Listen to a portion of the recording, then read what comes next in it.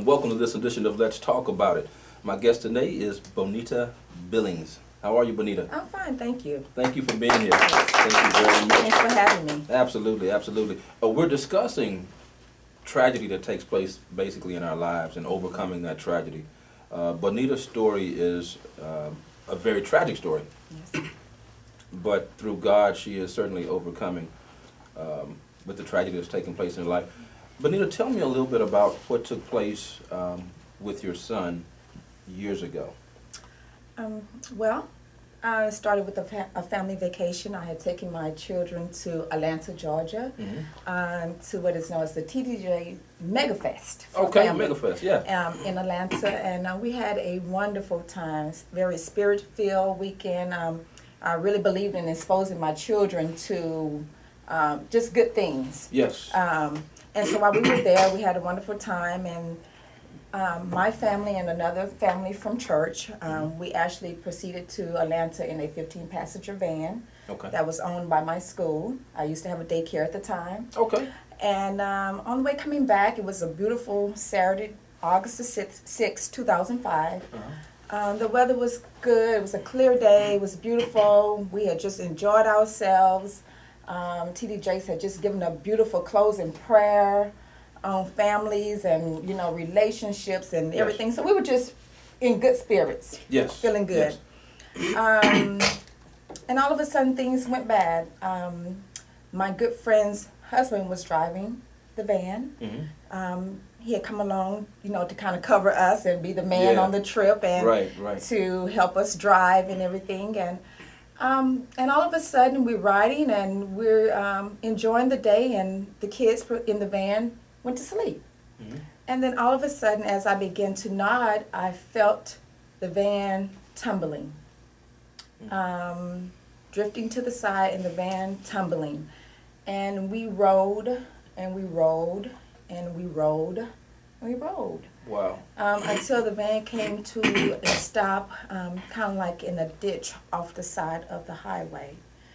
I can't remember what part of Georgia we were in, but what I do remember is just realizing that my son was not in the van, and also another 14-year-old little girl that was traveling with us, who was the niece of the driver, was not in the van. And so when you kind of come to that realization. Yes, I was actually between the van and the brush of the ditch. And I looked into the van, and I saw my daughter. Okay. I saw two other children that were traveling with us, and I saw my friend and her husband. But I did not see my son. And so as I was lying there in the ditch, could not barely move, I saw someone standing at the edge of the highway because we were kind of far down. And the only thing I can remember saying to this man is, please help me come up, because I could not move. He said, no, you need to stay there. I'm like, no, I need to come up because my son is not in this van.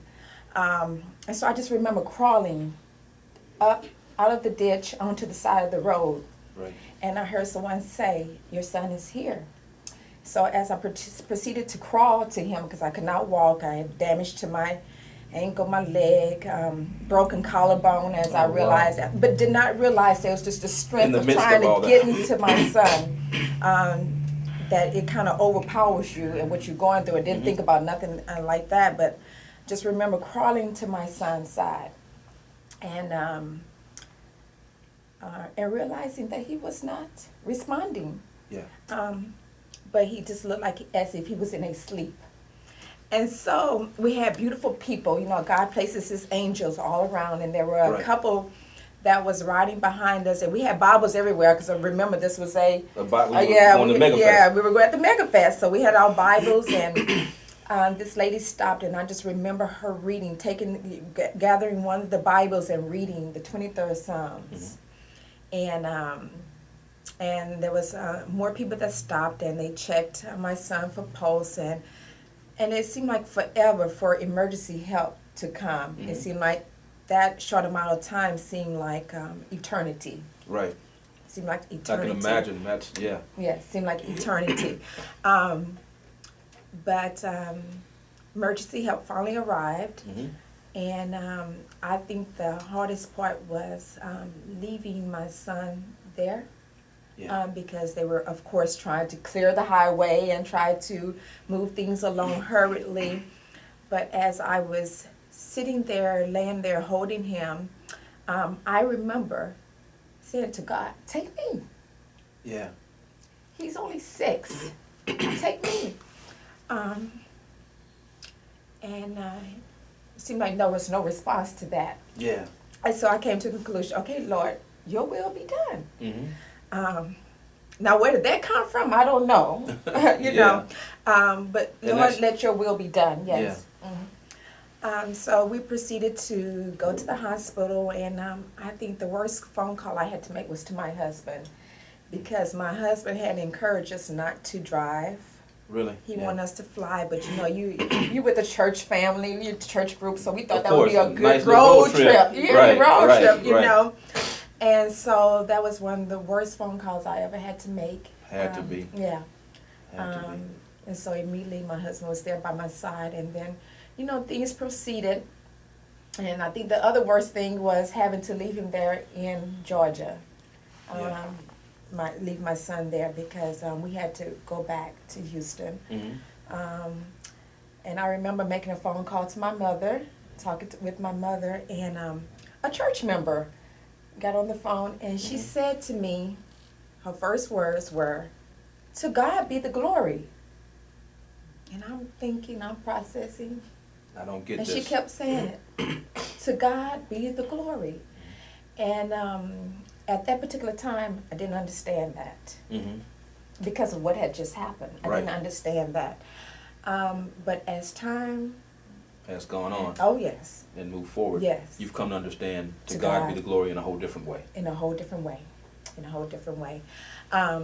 And so got back to Houston, and we're been this strong woman Right. from a grandmother, my mother, my grandmother. We believe in getting things done. Mm-hmm. So immediately began planning his services. Yeah. And I could have sworn it was the president that had passed, but this is a 6-year-old child that had Yeah. made a great impact on, I guess, The people's lives of a lot of lives. people. Yeah, lives of a lot of people. Yeah. And then I think our family was just really loved, with good family and friends, and just everyone that was so supportive Yeah. of us. And I can understand why. Being around your family, the times that I've been around your family, I can understand why you had the love and support that you had Yes. during that very trying time in your life. Yes. Because you guys are really warm, and you make everybody feel like they're a part of your Oh, family. thank you. Yeah, Yes, and I okay. appreciate that the times that I'm around. It's just like, wow, okay, I can understand why she would have this type of support and this type of love Yes. in such a tragic and tumultuous time in your life. Yes. And I know that was challenging for you. Yes. I know that was tough, but thank God you had the support Right. and you right. had the love. And a lot of times in life, you receive back what you give. Yes. And apparently you guys had given a lot to get that back. Thank you. You had planted those seeds and they manifested at that time. We're going to be back in just a moment with more of Let's Talk About It. You guys stick around. We'll be back in just a moment.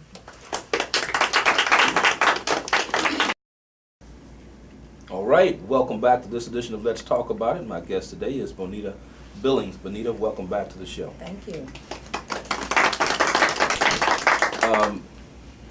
The dialogue today is about tragedy and triumph, and Bonita's story is one of those stories. Bonita, I want to ask you, after your son passed, how did you actually deal with the loss of your 6-year-old son? Well, it was kind of hard, but I thank God for my mother. She saw that after this happened that I was real quiet. I wouldn't call it depressed, but very, very quiet. She thought I was too busy, Okay. you know, with work, Mm-hmm. but quiet. And so she, out of her wisdom, sought help for me, Okay. where I would go to counseling. I went to grief counseling, and I said, this is benefiting me, so let me take my children. Oh, good. Because they lost a sibling. Mhm. And so I took my daughter to a place called Bo's Place, which is a nonprofit in Houston, and they offer grief counseling for families. Okay. My husband did not go. My husband kind of buried himself in work. Okay. people grieve differently. Yes. And so he grieved by trying to pretend that it wasn't really happening, I guess you would Okay. say. But he basically buried himself in work and didn't really accept it or didn't really deal with it until years later. Okay. But I thought for the benefit of my children, we needed to deal with it at that point. Yes. So thank God for my mother who, in her wisdom, Intervene. yes, intervened and said, come on, I think we need to go somewhere. Yeah. Let's go talk to somebody. And through going to grief counseling and taking my children to Bo's place, it was good for us. We got to deal with all the different stages of grief. Okay. I went through the stage of denial. Yeah. I went through the stage of anger. I think the only stage I didn't really go through was depression, I would say, Okay. because thank God I never took a medicine, never took medication. Okay. Had some cryful nights, you Yeah, know, I can cried only a lot imagine. at night. I can only imagine. I think just from dealing with it and knowing that this is life and sometimes these things happen Wow. is what helped me kind Yeah. of get through it. And to know that I had other children That you had that to be strong I had for. to be strong for. Yeah. Yeah. And at that time you had, was it 2 other I children? had 2 other children. Okay. I had, at that time she was 8, she's now 15. Right. And I had my daughter was, I think 4. My other daughter was 4 at the time. Okay. And so since then, I've gone through some of the processes. I've had another little girl and gone through some other processes and then adopted a little boy. Yeah, Yeah, which is so- what I want to come back to. Yes, Yeah, yes, absolutely, yes. absolutely. And you know, wow, it's interesting because I know you probably in the process of adopting another boy. I just want to know, how did you feel while you were in that process? Did you ever experience a time where you felt like guilty for wanting another boy because your son had left? Did you feel anything with that at all? How did you feel about that? No, because I knew that I could never replace my son. And Okay. I think that a lot of people kind of criticized that because Okay. they thought that that's what we were trying to Just do. uh-huh. But be mindful, this only happened 2 years ago that we've adopted him, and that was in a lapse of 5 years after my son Yeah. had actually passed. But during that time, some things did occur. I used to own a daycare, and I had to close it down a year later Okay. because I felt like I was trying to protect every little boy that came in my center. Yeah. And working with children, it took a toll on me. Okay. Because I stopped traveling for a while. Mm-hmm.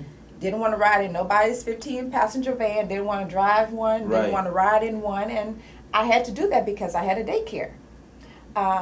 And so it took a toll on me Had in to, that sense. yeah. And I did close the daycare because all the children that I just wanted to take home Yeah. and protect them. Mm-hmm. And I couldn't do that. Right. And so, and I couldn't run it anymore effectively. Yes. As the director and owner of the school. Okay. So those were some life-changing things that happened. But to God be the glory. Yeah. Yes, you're right. We did go through the process of adoption after trying for another boy. Okay. And a girl, beautiful girl, Came along. Yes, came along, and so I'm like, the odds are against me, against us, and so we adopted. And no, I did not feel as if feel guilty for doing Okay. that because we have given him a beautiful life, and he has blessed us tremendously. Yeah. Yes. That is fantastic. Yes. That is fantastic. Now, I know the story just with you getting your adopted son Mhm. was a very interesting story in itself. Yes, Because it wasn't like it just happened overnight for you. right. Tell me a little bit about that process. Well, actually, some church members kind of encouraged us. I have 2 godchildren, 2 Mhm. beautiful godchildren that are adopted by my church members. Okay. And they encouraged us, well, try this agency, local agency here in Houston. And we went through the process, and Ferrell, there was only one document that we needed to turn in to actually complete this process. Mm-hmm. But for some reason, a year went by before I actually turned in this document. And, me and my husband, one day talking about it, we're like, let's just make it happen. Mm-hmm. This is the time, let's make it Let's happen. do it. Let's do it. And it was in November, right before Thanksgiving, I turned this one document. They came and did a home study on me and my family and said, oh, there would be no problem finding a match for you and your family. We were hoping for a newborn baby. Right. But this is how God works. Right before the holidays, when we finished the process, they did the home study, the state approved us and everything. January 4th, I was sitting in the class, and they called and said, we have a match for your family. I'm like, so quick. Okay. But I knew that this wasn't an agency, this is nothing but God working. Right. And this child was in another part of Texas, and we started visiting with this child, and he became ours. But in the process, he was not a newborn baby. He was 20 months old at the time. And God knew exactly what he was doing, because 2 months later, my husband took ill. I remember. And he was in the hospital for months and months, and had it was devastating. And so I was at the hospital with my husband 24 hours. And thank God I had good support from family and friends that stayed with my children. But had I had a newborn baby, yeah, it would have been a whole lot different. It would have been a whole lot different. So God knew exactly what, and he came in, no detachment issues. Yeah. Just perfect. Wow. Perfect. Yeah, he was perfect. Wow. Yeah. And that's how you know God did that. Yes, that's how we know God did that. Yes. I remember you telling me a story about visiting him one day, or when you were taking him back home, and something that he said, or something. Yes. Well, we were visiting him in San Antonio. The family that he was with, they were a Caucasian family, but loved him tremendously and took very good care of him. And they made a point to tell us, but he's not going to go with you because he doesn't like the car seat. Well, we put the car seat in the car.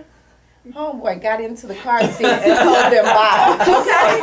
He said bye. I guess he said, I see somebody in my car. These my parents. It's on now. It's on now. But I think they did a very good job at preparing him, because they placed our pictures all over their home.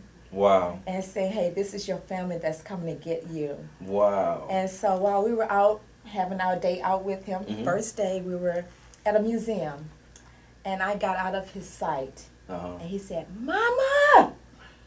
And I said, you know what? He's going home with us. Wow. He's ours. What a story, and man. He's been ours ever since. Yeah. Wow. Yeah. And you know what I found really ironic? When I first had the opportunity to see him, Right. I looked at this little kid, and I'm like, he looked just like Bonita them. Right. Yeah. Yeah, Nim. Nim. Bonita them. Yes. I mean, I was like, there's no way anybody would look at him and think that he was an adopted kid. Right. And your little girl, Yes. he looks so much like your little. I was like, that is amazing. But I guess the thing is, when God puts it together, it's like a perfect match. It's a perfect fit. Match. Yeah, perfect union, I guess you would say. Yeah, it was unbelievable. Yeah. And you know what I found also interesting was the exhibition of faith that you guys showed by having his room already ready. Because I remember us talking, and you and then when I went to the house, the room, Bonita's room in the house was already decorated for the little boy. Yes. I mean, the walls were painted with like the jungle scene, and the room was already set, because by faith she knew that she was going to get another son. Yes. And so she had prepared for that. Yeah. And I just found that so amazing. Yeah. But a lot of times when you know and you're walking in faith, you prepare. Be prepared. And that's a sign that you're believing. Yes.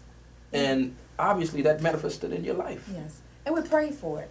And you prayed for it. Absolutely. We prayed for it.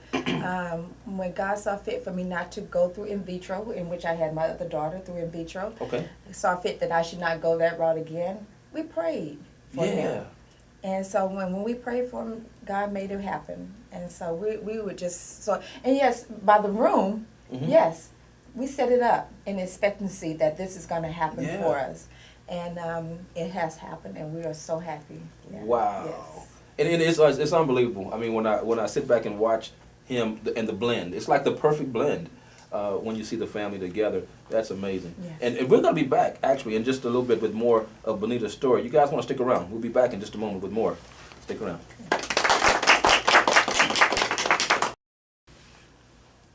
Welcome back to this edition of Let's Talk About It, where my guest today is Bonita Billings. Bonita, welcome back to the show. Thank you. You know, I always think that it's a good thing when you can actually turn tragedy into triumph in your life, and when you can make something of the tragedy. Not that it's just a tragedy, but you make something of it to make a difference in the lives of other people that actually may go through the same thing. Now, one of the things that you've done from your tragedy is you're working on a book. Right. Yeah, now, Right. the title of that book is Good Grief, God. Good Grief, God. Yes. And you know, when I first hear that, I'm thinking, good grief, God. I'm not sure how to place that. Tell me exactly what you mean when you say good grief, God. Well, and you kind of think to yourself, how can grief, first of all, be good? Right. Because when you're going through it, it's not a good process. Mm-hmm. But coming out of it is so good. Mm. Coming out of it. And then you realize, too, nothing but God that could have taken you through Right. those stages of grief. And so, why is it good? Because I have grown, first of all, spiritually, Yes. and to learn to just totally depend on God. Mm-hmm. Had He not been the forefront of my life, Right. oh, things could have been totally different. I went through all the stages of the anger, Yeah. and then I had to come out of that with forgiving, Yes. and had to realize that forgiveness was not for them, it was for me. Yeah. And because God forgives, and so I have to continue to display that Christ-like characteristic. Right.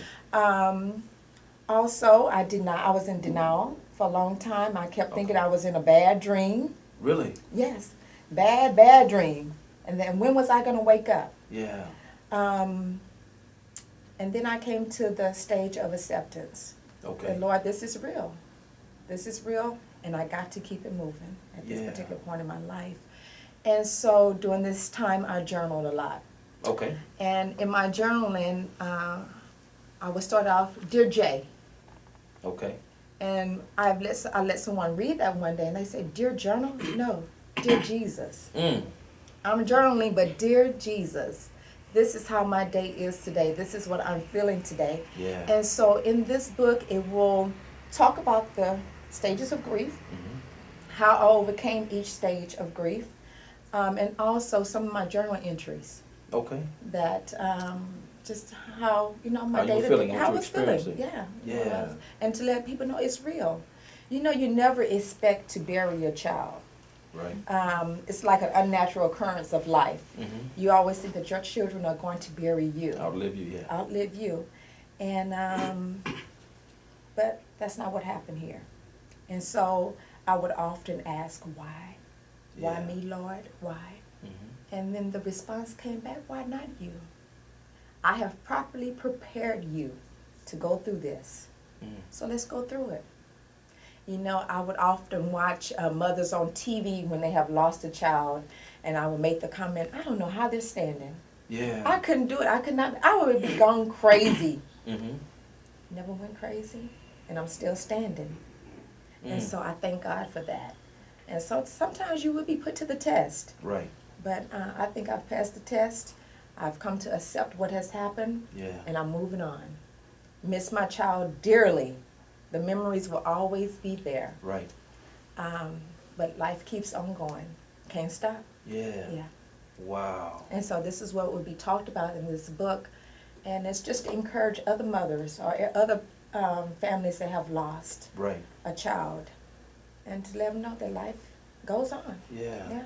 It's amazing oftentimes what we can handle and what we can deal with when we're actually faced with it. Yes. But before we're faced with it, we wonder, like, God, I don't think I can handle it if this happened in my life. Right, right. If that happened in my life. But until you're faced with that situation or that circumstance, you've never been tested to know what you can really handle. Right. And it's amazing how when you have God in your life, it gives you the fortitude to actually persevere and press through whatever that situation or circumstance is in your life. And obviously that's happened with you. Right. It's like an unbelievable strength that you get, especially as a mother, because I just remember thinking back to that day. Physically, my body could not move, Yeah. but I knew that I had to get to my child. Yeah. And so God gives you that unbelievable strength that you don't think that you have within you, Mm-hmm. Mm-hmm. to let you know, hey, you can do this. You got it. You can keep it moving. You can move on. Mhm. I got you. I got you covered on all sides. Mm. So just go forward. And so I got to that point, and now I can truly understand now Mm-hmm. what my church member meant when she said, to God be the glory. Yes. Because I give all glory to Him. I can't take none of the credit. Yeah. Because if it was just me, oh, I would have been still laying somewhere kind of out of my mind. Yeah. But I cannot take none of the credit. So Mhm. to God be the glory, and I truly understand that. And I think you always say, well, what is the purpose? Right. Right. And do you know the purpose has been revealed so many times in my life since then? Is that right? I've gotten so many phone calls from mothers who have lost children, Wow. or from friends that say, hey, would you like to talk to this mother? Yes.